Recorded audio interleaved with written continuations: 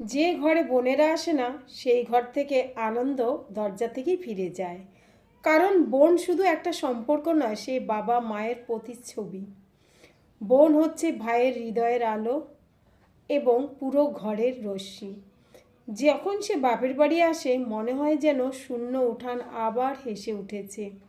তার হাসিতে কিন্তু লক্ষ্মীশ্রী থাকে, তার কথায় শান্তি থাকে এবং তার দোয়াতে এমন শক্তি থাকে যা যে কোনো ঝড়কে থামিয়ে দিতে পারে। কিন্তু অনেক সময় আমরা সেই বোনকে সেই ভালোবাসা, সেই সম্মান দিতে পারি না যা সে যোগ্য। কখনো স্ত্রীর কথায় বা সমাজের ভয়ে, কখনো নিজের অহংকারে ডুবে আমরা তাকে অবহেলা করি। কিন্তু বোন কিছুই বলে না, শুধু সে চুপচাপ সহ্য করে। কিন্তু যখন তার বোনের হৃদয় ভাঙে তখন তার নীরবতা সেই ঘরের দেয়ালে ধাক্কা খায় এবং ধীরে ধীরে সেই ঘরও শূন্য হয়ে যায়। যদি আপনার সাথে এমন কিছু হয়ে থাকে তবে আজই হৃদয় থেকে পুরনো অভিযোগগুলোকে একটু পুরনো মুদ্রার মতো দূরে ফেলে দিন। আপনার বোনকে আবার হৃদয়ে জায়গা দিন। তারপর দেখবেন 3-4 মাসের পরে আপনার ঘর আবার হেসে উঠেছে।